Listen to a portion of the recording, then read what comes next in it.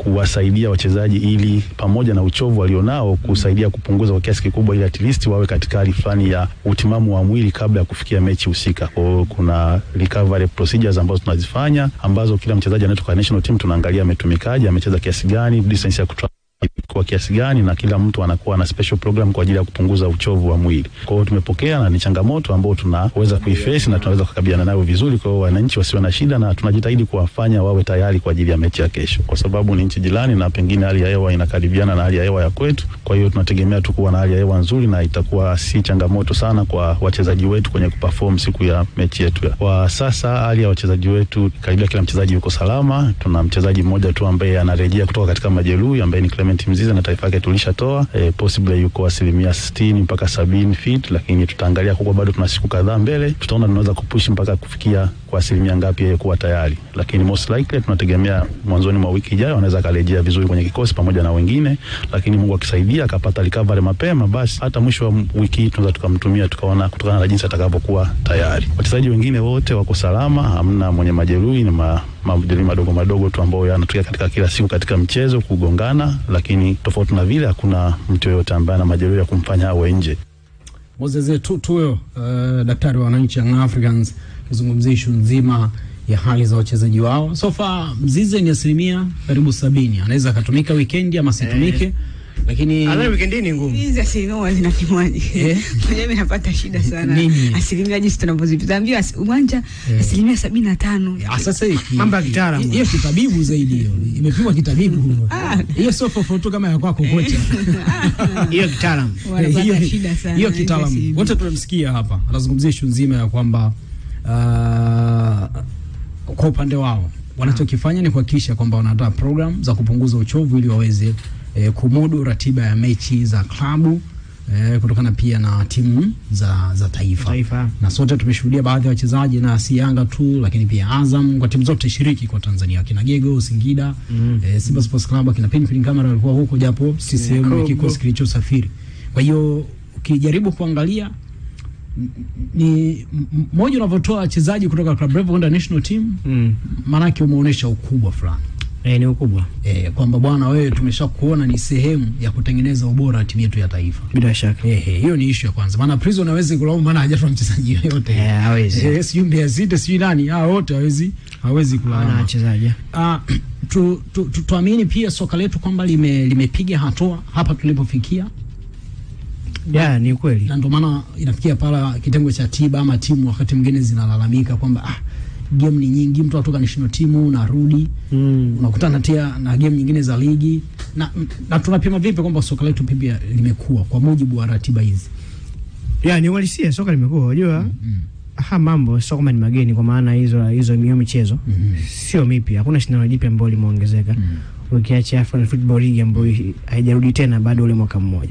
Lakini Champions League iko pale miaka yote, shirikisho ipo, FA ipo, ligi kuu ipo, kila kitu kilikuwa tangu zamani.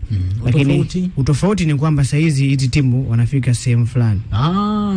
Kwa hiyo tumeanza kutoka kwenye zile stage tulikuwa na feli zamani. Masuala ya kozi moja nje sasa yamebadilika. Watu wanafika mpaka makundi, robo. Ni sehemu zote mbili, Club Bravo na national team yake. No, kwa kiasi kubwa ni Club Bravo. National team pia kuna mabadiliko yapo. Sasa tofauti wa national team kwamba ni msimu. Kwa sababu zile mechi za kufuzu tangu zamani tulikuwa tunacheza vile vile bila kujua utafuzu lakini ratiba lazima umalize. Ambacho kimekuja hapa pia hatakuwa na mechi nyingi sana. Ambacho kimekuja yani kama sasa hivi tumetoka chani.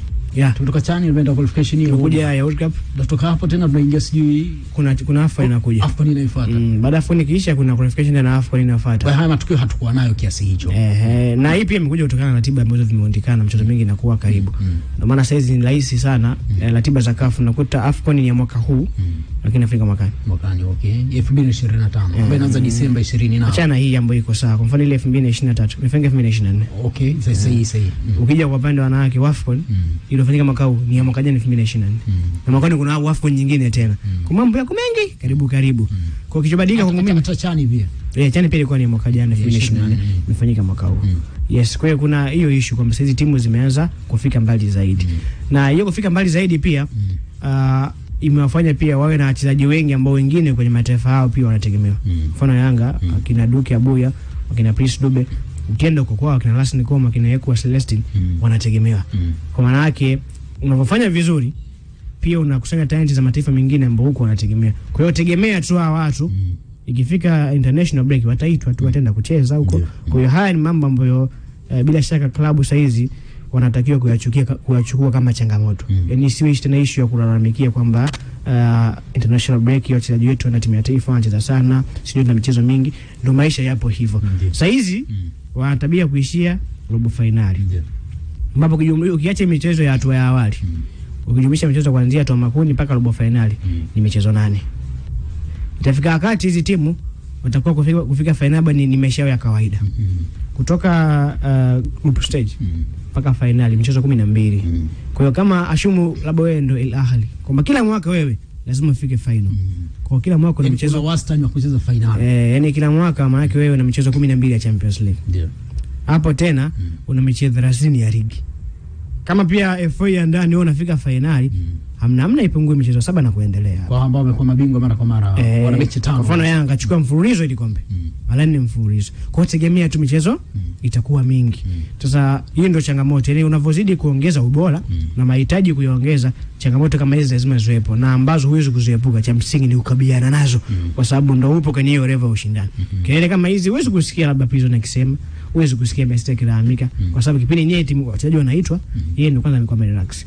Yeye anahesabu michezo yake ya ligi kadhaa kwa sababu hata FA yenyewe ana kama atafika mbali zaidi. Lakini kwa sababu wewe ushakuwa mkubwa, unashindana zaidi, unataka ushinde makombe, lazima mchezo utaongezeka. Kwa hiyo ni swala ambalo sio geni, ila kwa sababu timu zote zilikuwa hazijakuwa zifiki mbali zaidi, ndio maana sasa zinaonekana vile ni geni. Lakini cha msingi ni changamoto ambayo ipo na hakuna namna, lazima kukabiliana nayo. Kuna haja timu ziwe tayari sasa kutokana na ratiba, kisaikolojia nazungumzia. Maana huu ni ukubwa tuwazungumzia. Si ndivyo? Yes. Ni ukubwa. Yaani tukishafikia pale tutajiweka kwenye daraja ya kina national yale ambao wanafika final stage nani? Lazima tuseme kwamba tuishi kutokana na ratiba namna ambayo ilivyo. Maana tulikuwa tunatamani sana timu zetu zote zinafika mbali. Miaka ya nyuma Yanga unakuta kama hatua ya awali wamecheza na nani wale? Yaani miaka ya nyuma muda huu akina Willet wangekuwa shatolewa wote. Home and away Yanga shatolewa. Kwa hiyo anachoendelea kubezi nacho hapo ligi kuu ni mechi za ligi labda na kombe la CRDB nini, shughuli hapo kwa shaisha. Wawe tayari sasa kuishi haya maisha. Ni kwa sababu issue pia unapofika maana unaongeza games, lakini pili ukiachana kuongeza games, lakini pili unaongeza pia competition ya mechi ambazo unakutana nazo watu wa awali huko. Ni ngumu kukutana nazo group stage, robo finali. Ni ngumu sana timu kama tunaongelea sisi Super Strikers kwa kuta robo finali ya CAF Champions League. Ni nadra. Mara ya mwisho si ni lini? Kwanza haijaitokea. Hata hawa kina Nsingizini the same ni timu ambazo hata kuziona group stage hivi imekuwa ni changamoto. Kwa hiyo unavozidi kupanda juu ukiachana kuongeza mechi, lakini pia unakutana na level ya upinzani ya tofauti kidogo na huku chini. Kwa hiyo maandalizi yanatakiwa yaanzie kuanzia mnavoanza msimu, ambapo cha kwanza lazima uhakikishe kwamba una kikosi bora ambacho unaweza kurotate. Issue za majeraha pia zinaweza zikatokea hata sometimes, ambapo kusipokuwa hata na mgongano wa mechi mchezaji anaweza kaumia kwa majukumu ya kawaida. Sababu tunajua mpira wa miguu ni mchezo ambao ni wa kugongana sana. Majeraha ni kitu ambacho cha kawaida kutokea. Yes, unaandaa timu ambao unaweza kukusaidia kuepusha na majeraha, lakini pia rotation. Kwa hiyo vilabu vinatakiwa kwanza vijiandae kutengeneza squad ambazo zinaweza kucompete na mashindano mengi. Lakini cha pili, vilabu vinatakiwa vitengeneze mazingira ya kuwa na wataalamu hao wa kusimamia hizi fitness ambazo wanaweza kuwasaidia kukipu na ratiba kama hizi. Maana sasa ni budget tunaongeza. Ndio sasa kwa sababu umeshafika level za juu, so unapata pesa. Ndio. Hapo unafika group stage. Unapata pesa, a lot of money, mamilioni ya fedha za Kitanzania. Unaweza kuajiri mtu akaja kusaidia hiyo kazi. Ambapo ukisha kuwa na mtaalamu wa fitness kwa mazingira kama ya mechi ngumu, watu wa training, watu ambao wanaelewa ambao wameifanya kutrain wachezaji. Huwa tunakuaga na kama ka timetable ka tofauti, kwamba tunajua kuna kipindi hichi tunahitaji mazoezi makali ambapo mara nyingi yanafanyika pre-season au katikati wa mashindano pale yanapohitajika, au tunaweza kukutana na mpinzani ambaye tunajua atakuofa ile level ya test. Nilishaongea hapo moja maeneo ambayo Simba alikuwa anafungwa sana na Yanga hivi karibuni ni swala zima la physicality. Na ukiangalia hizi games Yanga amekuwa anamfunga Simba games nyingi kipindi cha pili. Hivi ushajiuliza kwa sababu gani? kafuatilia hicho kitu utakuja kugundua fitness level yao. Ya miaka hivi karibuni Simba walikuwa na hiyo shida. Walikuwa na hiyo shida ndio maana Yanga akawa anafaidika sana. Yanga walikuwa kipindi cha kwanza wanatulia, kucheza mpira wa kawaida tu. Kipindi cha pili nao wanafungua booster.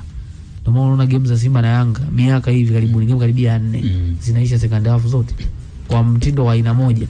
Kwa hiyo unaleta wataalamu ambao wanaweza wakakusaidia, ni kitu ambacho ni cha muhimu sana. Lakini cha tatu, lazima vilabu viwe na malengo ya msisitizo. Yaani wewe huwezi kugombania mashindano yote hata kama ni klabu kubwa vipi. Tuende na ile mentality ya Jurgen Klopp akaingia Liverpool. Ni muhimu sana. Maana kuna wakati alikuwa na opt. Yaani anaenda, nakumbuka kuna finali moja acheza Europa League na Unai Emery. Ameongoza chuma 2 baadaye akarejeshewa akaenda akapoteza. Na Gamero. Hii michoro kama EFL Cup, Carabao Cup hii. Kama shino salari kwa Cup unazungumzia kama kina Salah. Rotation itachukua nafasi sana. Na unaona miaka hivi karibuni ndo wamekuja kufaidika nayo kwa sababu siamini kama vilabu vyetu bado vina ile maso ya kuwa na kikosi kipana chenye quality. Sasa kwa option kwetu sisi, una opt wapi? Tuachane na michuano ligi ya mabingwa na kombe la shirikisho. To base domestic leagues. Reality wise, mashindano ya kimataifa hususan CAF Champions League bado hatuna uwezo wa kubeba. Lakini shirikisho tunaweza. Timu zimeonyesha nia na nia beni. Bado hatuna timu za kubeba CAF Champions League. Yaani tuwe serious, yani ukiangalia quality tulizonazo, wachezaji, mabenchi yetu ya ufundi, bado unaona timu zetu bado hazina zile factors za kuwa mabingwa wa CAF Champions League. Shirikisho naamini timu zetu zinaweza kupambana tukabeba kombe. Tunaweza tukabeba kombe la shirikisho kama Simba na Yanga wangekuwa kwa miaka hivi karibuni wanadip. Lakini target yao mara nyingi ipo wazi. Mfano before msimu uanze, engineer aliweka wazi kwamba target yao ni group stage. Yes. Na kwa Yanga baada ya group stage watapanga wapi wafikie. Simba wenyewe pia wameweka wazi wanahitaji robo finali ligi ya mabingwa. So wanasema semi final of course. Kwa Yanga utaelewa, Yanga wanaongelea reality ambayo iko. Japokuwa timu yao iko vizuri, lakini unaangalia miaka hivi karibuni hawajaingia group stage hata zaidi ya mara 4. Okay, Hamisa. Hii inaweza kani kiufundi sasa. Kwa mazingira ambayo tunayashuhudia kwa saizi kwa timu zetu. Na ndio halisi ambao upo. Mrundikano wa game back to back. Unatoka national team, unarejea club level na ni mechi za kishindani ambazo zinahitajika mkubwa zaidi.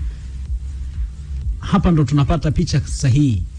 Pre-season imefanya nini? Kuanzia kwa engo ya usajili na kile ambacho likiandaa kiujumla kwenye maandalizi ya msimu mpya. 10% hapa ndo huwa zinakuja kujionyesha. Au mpigo. Rotation hapa ndo nzuri sana hapa. Hicho anachokiongea kweli kabisa, na mfano upo na nitautoa hapa ili mambo kwa ushahidi. Unajua pre-season ni kipindi ambacho ni maandalizi ya msimu mzima. Wenzetu huwa wanafanya maandalizi ya msimu mzima. Labda kama kuna ka break kale kidogo cha January, kuna vitu ambavyo watavifanya lakini havitoendana na pre-season.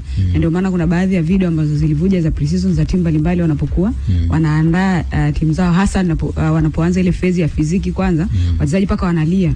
Niona video ya wachezaji wa Spurs Mingson paka anatapika. Yeah, of course. Yani unapigwa msasa haso, yani msimu ukianza unakuwa na fitness ya kukutosha kuweza kumaliza msimu. Hiyo ina depend kwanza na umeifanyia vipi kazi ile sayansi ya pre-season jinsi ambavyo inahitaji. Msimu jana Yanga tuliona, msimu juzi. Msimu ambao alienda pre-season akiwa na Miguel Gamondi. Walikaa kidogo nchini, baadaye wakaenda South Africa, wakapata baadhi ya mechi za kirafiki msimu jana. Kuanzia sa msimu huu. No, ni msimu juzi. Msimu jana Yanga sio nikita kambi ya Victown. Ya Victown ndio. Msimu jana, Solenda utanapaiza. Maana kaza Chiefs ya South Africa wakaenda kuchukua taji kule. Okay, sahihi. Na okay, yeah, of course msimu jana baadaye akaondoka Miguel Gamondi. Kama ulikuwa ukiangalia Yanga zile mechi za mwanzo, kila mtu alikuwa anazungumza ya kwake kwamba timu inashinda, lakini kuna kitu unakiona hakipo sawa. Kitu gani kilikuwa ni fitness ya wachezaji. Tena ilikuwa inatisha zaidi kwa sababu ile hali tunaizoea kuiona mwishoni mwa msimu. Katikati ya msimu kwenda mwishoni huko kwamba inawezekana mchezaji katumika sana huku mwanzo, katikati huku amechoka, kule mwishoni ndo unaona anaanza mwili unakataa, lakini ilikuwa inashtua. Yaani mchezaji kaanza msimu mechi dhidi ya Kagera. Unaona Kagera jinsi ambavyo kina Victor Akpan wanavyoshine kiwanjani. Wana mechi sio amecheza mechi dhidi ya JKT, unaona kabisa timu hii